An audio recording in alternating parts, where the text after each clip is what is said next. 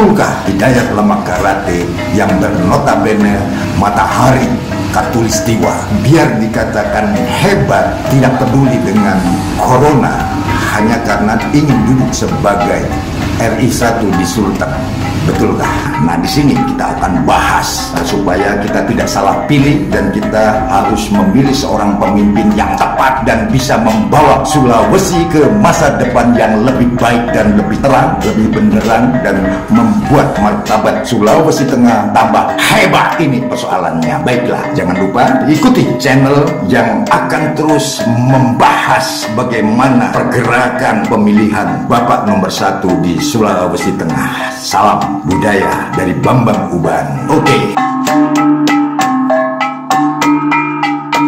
Assalamualaikum warahmatullahi wabarakatuh. Salam sejahtera, salam Swastiastu, Namo Buddhaya, salam kebajikan. Bertemu lagi bersama Bambang Uban, berbicara tentang sesuatu karena kondisi situasi negeri ini memang kita katakan seakan terjadi pergeseran besar, di mana terlalu banyak isu-isu. Pertama, persoalan DKI. Kedua, terjadinya pro dan kontra dengan dilahirkan Undang-Undang Cipta Kerja. Dan ketiga, yaitu bagaimana persoalan pilkada. Ada dua sisi yang menolak dan ada yang tetap harus dilaksanakan. Ini persoalan. Dan di sini saya akan berbicara tentang pilkada.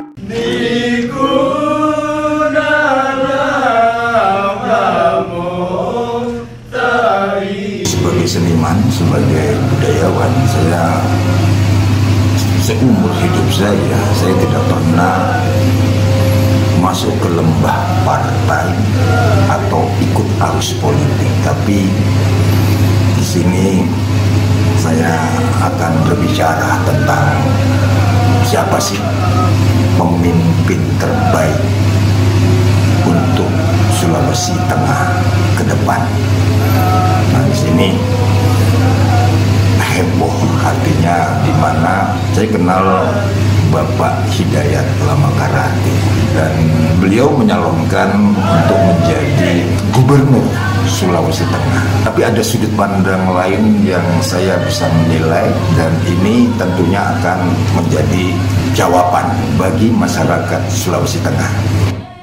Pilkada tentunya tidak semua wilayah yang saya pahami. Justru saya akan berbicara Sulawesi Tengah, di mana saya sudah beberapa kali diundang ke Sulawesi Tengah dalam rangka pertama pertunjukan sastra. Saya diundang dalam Sulteng Bergaung Puisi. Kedua adalah Festival Internasional Bunyi-Bunyi yang diadakan di Sulawesi Tengah juga. Dan yang ketiga adalah ketika pasca tsunami, betapa luar biasanya terjadi sehingga ada pergeseran di mana alat-alat tradisi dianggap menjadi penyebab persoalan tsunami, padahal tidak. Sehingga saya datang ke Sulawesi Tengah juga melakukan upaya itu. Akhirnya pada tanggal 30 November 2018 melakukan upaya bagaimana untuk membangkitkan kembali seni budaya di Sulawesi Tengah. Tentu punya persoalan yang tidak mudah, artinya ketika saya datang ke sana, tapi alhamdulillah itu bisa dilaksanakan di altar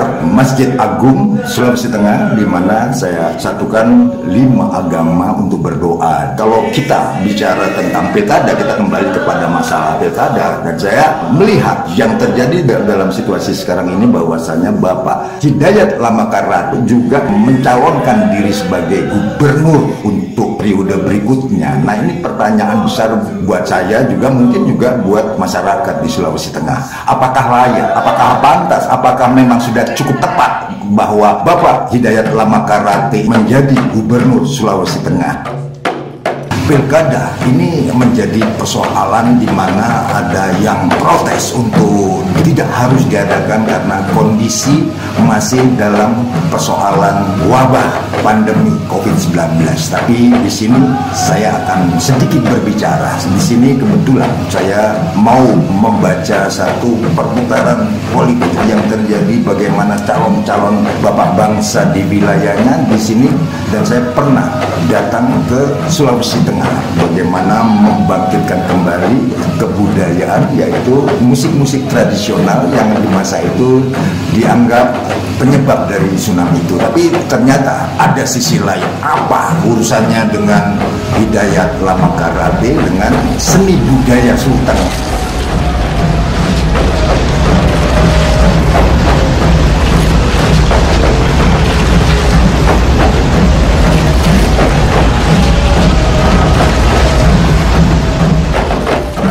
Sekadar mengenang jadi renungan panjang agar hidup seimbang, bukan kalah menang jiwa tetap tenang damai terbilang. Nusa Rara, Nusa Batutu.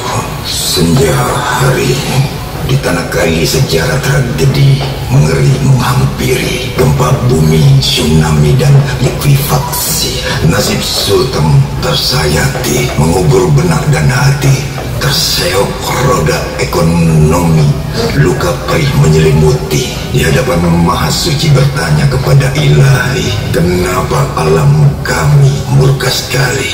Setelah gempa bumi pergi, Sultan masih berbenah diri. Musibah yang lain datang lagi. Virus kematian sulit dihindari, tapi ujian harus dihadapi. Sultan harus berdiri. Ketika pemimpin tertinggi Sultan, saatnya harus berganti. Siapa yang mempunyai nyali tinggi, memimpin wilayah masih meniti, pembangunan belum lagi rapi, corona datang mengangkangi. Siapa pemimpin yang berani jadi bapak di tanah Kaili? Perlu tanya berulang kali bila ada siap untuk menjadi pemimpin rakyat tertinggi. Tak cuma berani dan bernyali, bahkan tak cukup bermateri bila cerita di kemudian hari malapetaka akan melebihi gempa bumi tsunami. Kecewa sulit diobati. Sultan perlu pemimpin tepat, tak cukup cuma sekadar nekat, tak cukup cuma bermodal kuat, tapi untuk kepentingan umat supaya Sultan kian hebat. Generasi muda sudah semestinya cermat menentukan pemimpin berpikir sehat, sebab zaman bergerak teramat cepat. Jangan kemajuan Sultan terhambat. Diperlukan seorang pemimpin hebat. Tugas seniman tak cuma jadi pengamat. Berkali aku pijak tanah Kaili mencatat, aku menaruh salut kepada Kak Hidayat. Ketika seni tradisi seakan hilang tempat di sela trauma, rakyat tetap bersemangat biar bertaruh nyawa pantang dihambat. Di atas 7,4 skala Richter tujuan didapat. Seni tradisi terlepas dari sejarah cacat.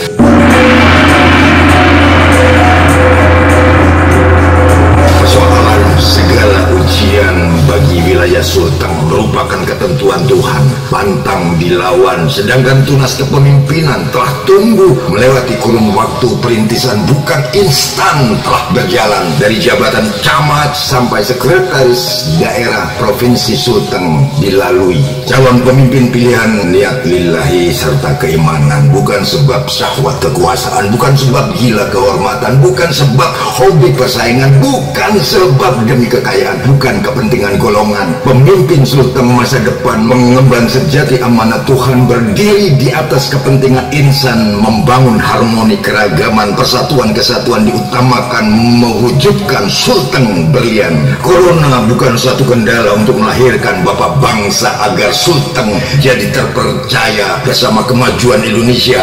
Maju tak gentar, Sultan mesti hebat, kuat dan dahsyat. Salam budaya.